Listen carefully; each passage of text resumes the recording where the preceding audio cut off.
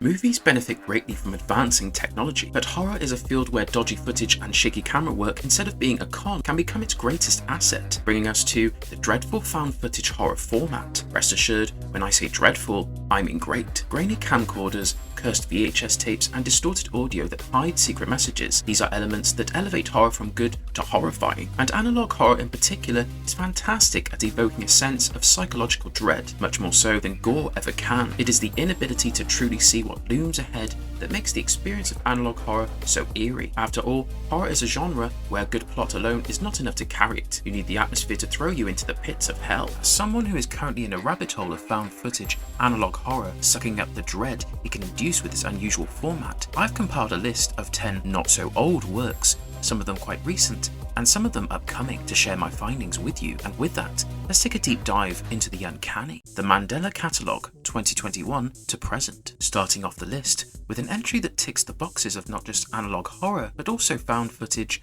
body horror, surrealism, psychological horror, and anthology. The Mandela Catalogue takes place in the fictional Mandela County in Wisconsin. Written by Alex Kister from Wisconsin as part of what started off as his filmmaking project, the series unfolds itself in the form of found and archival footage set across different periods, including the early 90s and late 2000s. The place has fallen victim to an uncanny threat of doppelgangers or shapeshifters known as the Alternates. These malevolent beings assume the appearance of regular humans and drive people insane, inducing feelings of isolation, fear, and psychological turmoil. They are nearly immortal and wish to eradicate humanity by psychologically torturing people to the point of making them commit suicide. Naturally, the case of the Alternates brings Mandela County down to its knees, and the people, the authorities, and the church have no idea how to deal with the threat. Matters get worse due to their ability to manipulate GPS systems, personal computers, televisions, and other audiovisual technology. These affect the footage of surveillance cameras and calls. More importantly, this leads to the dissolution of the barrier between reality and illusion for the residents of Mandela County. Ultimately, the people are overtaken by paranoia and religious psychosis. The series is inspired by the Bible, with the Alternate alluding to a false Archangel Gabriel. In fact,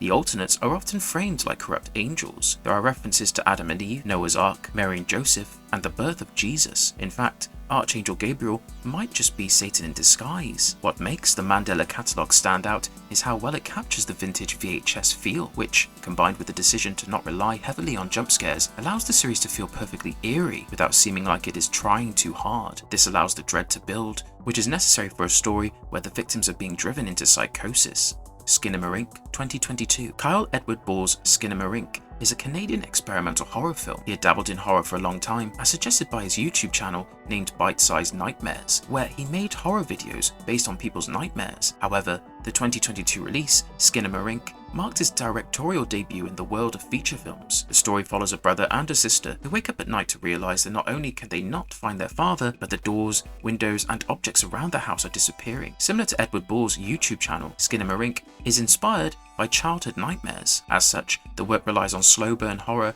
and the feeling of dread more so than a solid plot, causing it to be a divisive work that some consider terrifying and immersive, while others believe it is boring. The story is very simple, as you can tell from the description. The design is sparse. The constant disappearance of essentials from the house increases the intensity of the trap the brother-sister duo has fallen victim to. Much like a nightmare you cannot leave or get out of, there are a bunch of darkened shots to add to the atmosphere. What is the most interesting aspect here is that the film was made on a budget of around $15,000 but raked in over $2 million at the box office, which is massive in comparison. The inspiration for the work came from concepts that was sent to his YouTube channel, with one of the more common ones being about getting stuck in the house with missing parents while there is a monster inside. Skinnamarink essentially banks on the fear of the unknown, kind of like the feeling of there being something under your bed. You don't look down to find the monster and instead avoid it, but the fear has crept in and it has already begun to claw at you. The Blair Witch Project 1999. Daniel Myrick and Eduardo Sanchez's The Blair Witch Project is a cult classic in the world of found footage psychological horror films. Released in 1999, it is one of the most successful indie horror films, especially in the pseudo-documentary department. The story follows 3 film students, namely Heather Donahue, Michael C. Williams, and Joshua Leonard. They are student filmmakers who travel into the Maryland forest to shoot a documentary about a local legend known as the Blair Witch. The project leads the trio deep into the woods, to a place that is infamous in the film's mythology for multiple disappearances and murders. Tucking your tail between your legs and running should have been the next course of action, but the trio decides to investigate the matter and prove the legend of the Blair Witch to be true. But their experience gets spookier, with piles of stones being artificially placed in random locations, causing the amateur filmmakers to start panicking. Things hit a tipping point when Josh disappears, leaving the remaining two more terrified than ever. The footage recovered later becomes the basis for narrating what happened in the eerie woods around Burkittsville, Maryland. One of the most interesting aspects of the Blair Witch Project was its promotional campaign, which listed the actors as either missing or deceased. The film eventually went on to be a sleeper hit with great critical acclaim, to the point that today, when we think of found footage horror films, the Blair Witch Project is one of the first names that pops up in our minds. The other, more popular name for many modern viewers would be the 2007 Paranormal Activity, which was interestingly influenced by the found footage revival that the Blair Witch Project helped spark. Also, fun fact, if you enjoy spoofs like Scary Movie and Meet the Spartans, the Blair Witch Project has its own spoof known as the Bear Wench Project, so you can check both the original and the spoof out for maximum entertainment effect. VHS franchise 2012 to 2025. This is a horror anthology franchise comprising multiple found footage films, a miniseries and spin-off films. The franchise has an army of filmmakers behind it, with Brad Miska, the founder of Bloody Disgusting, being one of the major creative forces behind the concept. The films are not so much direct continuations of each other, instead they operate as standalone works that possess recurring elements and a shared format. Long story short, they fall under the same cinematic universe but are anthological in nature. They follow people who come across cursed or disturbing VHS tapes, and each tape becomes the plot for one of the many shorts as an unfortunate viewer stumbles across them. The main films include VHS, VHS 2, VHS Viral, VHS 94, VHS 99, VHS 85, VHS Beyond, and the recent 2025 release, VHS Halloween. Then, there are spin-offs such as Siren and Kids vs Aliens. VHS 94, VHS 2 and VHS 85 are often considered among the strongest of the lot. I personally love 94 and 85 the most, so I will briefly narrate the premise. VHS 94 follows a SWAT team tasked with investigating a mysterious VHS tape, which ultimately leads to the discovery of a cult. The ensuing pre-recorded material that is unearthed leads the cast to a dangerous conspiracy. VHS 85 has an even cooler premise, as the story is framed around a made-for-TV documentary. 5 found footage horror stories set in the 1980s are followed within it and explored through said documentary. I have a personal preference for horror works that are narrated in this format, be it from the point of view of an in-movie viewer or as part of characters within the film or series narrating each event, kind of like Are You Afraid of the Dark, where young members of the Midnight Society would meet weekly and narrate a horror story. Strange Harvest 2024 to 2025. The year 2024 saw the festival premiere of the American mockumentary horror film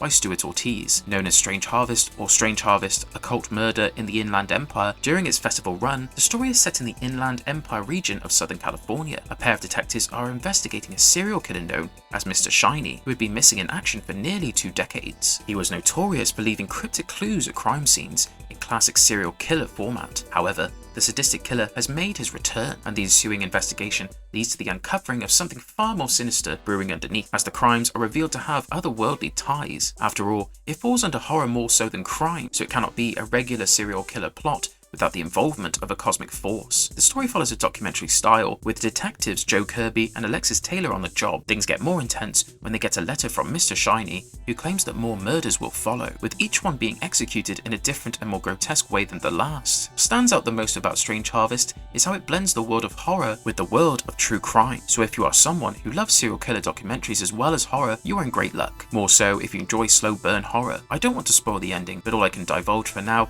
is that the ending is quite interesting, if not borderline unbelievable.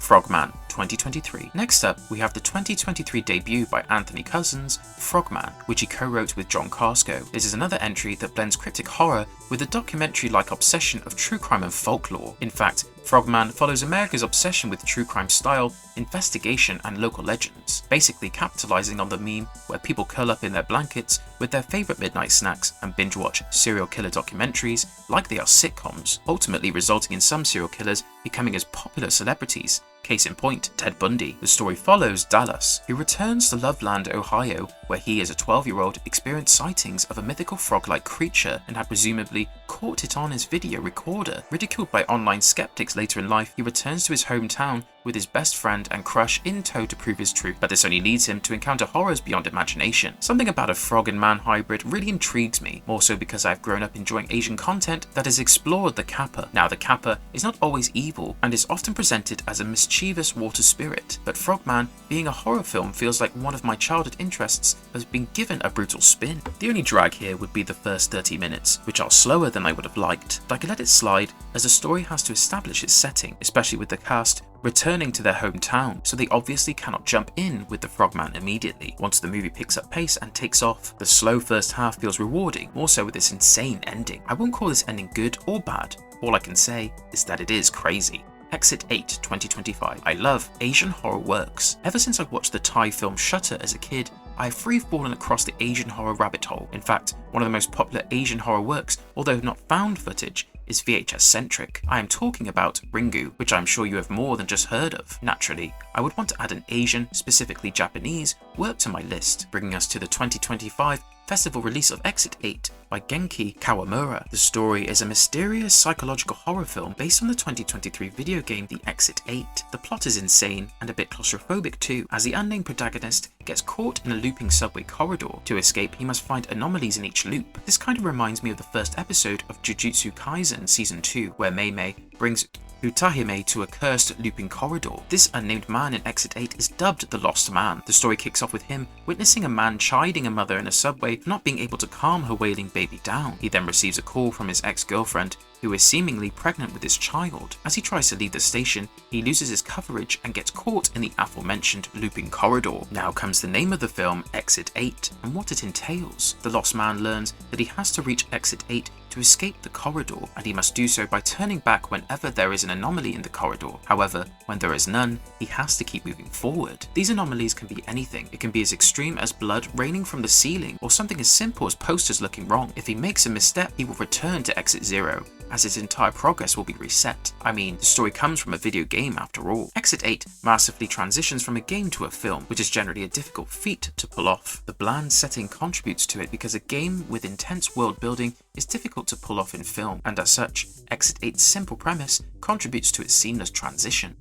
Iron Lung 2026. This year saw the theatrical release of an indie sci-fi horror film called Iron Lung by Mark Fishback, popularly known as Markiplier. Yeah, he has a film. Similar to Exit 8, Iron Lung adapts a video game, this time the 2022 indie horror game by David Simansky. YouTuber Jacksepticeye or Sean McLaughlin is part of the cast as well. The story is set in the distant future, where a post-apocalyptic event known as the Quiet Rapture caused the stars, planets, and human inhabitants to mysteriously disappear, leaving behind only those who are in spaceships or space stations. Protagonist Simon, played by Markiplier, is a convict, and he is forced to pilot a submarine known as the Iron Lung. The catch with the submarine, however, is that its porthole is sealed. He has to sail across an ocean of blood on a moon, which is one of the many horrifying remnants of the Quiet Rapture, and completing the mission will reward him with his freedom. To see, Simon is left with a crude camera and limited interaction with the crew on the surface. Things escalate when Simon captures images of something disturbing on the ocean floor. Over time, Simon learns that he is not the first pilot of the submarine, as another convict preceded him. Eventually,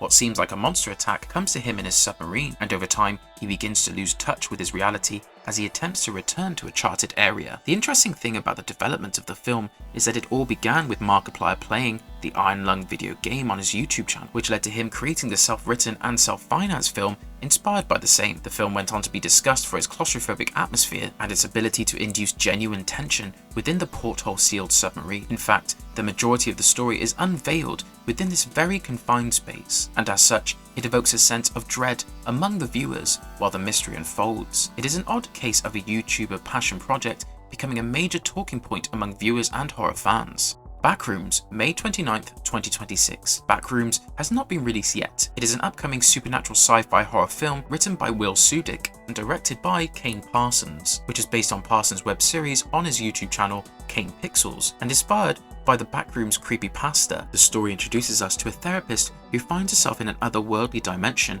as she searches for her missing patient Clark, a furniture store owner. The project grew out of the online Backrooms phenomenon, with Kane Parsons' found footage style YouTube work helping turn the concept into one of the most recognizable modern internet horror settings. Its execution seemingly employs video game-like glitches and liminal space dread, which adds to the interdimensional nature of the premise. The broader inspiration comes from the idea of slipping out of reality and into the forgotten back rooms of existence. Tensions escalate with the cast being trapped in, chased through, or psychologically broken down by these endless backrooms. The isolation and inability to leave, which are successful tactics employed in Exit 8, as well as Iron Lung, contribute to the dread that the film induces within its viewers. Much like that in a never-ending nightmare, the intentional roughness and found footage texture contribute to the unsettling premise.